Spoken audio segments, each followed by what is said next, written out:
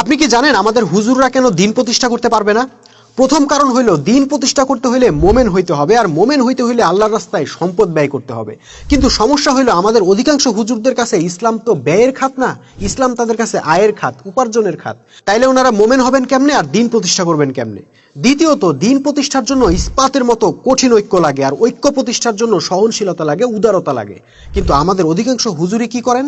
সারাটাক্ষণ তারা একে অপরের বিরুদ্ধে ফতোয়াবাজি, তর্ক, বাহাস, মুনাজারা ইত্যাদি চালায় যান, আর একে অপরকে কাফের, মুরতাদ, ইহুদির দালাল সাব্যস্ত করেন। সুতরাং তাদের দ্বারা আর যাই হোক ঐক্য সম্ভব না, ফলে দিন প্রতিষ্ঠাও সম্ভব না। তৃতীয়ত, দিন প্রতিষ্ঠার জন্য একজন নেতার আনুগত্য লাগে, সেই নেতার কমান্ড মোতাবেক দিন প্রতিষ্ঠার সংগ্রাম করতে হয়। কিন্তু ভাই, আমাদের অধিকাংশ হুজুরদের যে অহংকার, আপনার কি মনে হয় তারা সবাই মিলে কোনো একজনকে নেতা মানতে পারবে? কখনোই না। তাইলে ওনারা কেমনে দিন প্রতিষ্ঠা করবে বলেন তো? ভাই, উনাদের আশায় আর কতদিন বৈশা থাকবেন? এবার আসেন না আমরা সাধারণ মানুষরাই কিছু করি। রাসূল সাল্লাল্লাহু আলাইহি সাল্লাম কিন্তু সাধারণ মানুষদেরকে দিয়েই বিপ্লব করছিলেন। ভুখা নাঙ্গা বেলাল, খাব্বাবদেরকে দিয়েই আবু জাহেলদের পতন ঘটাইছিলেন।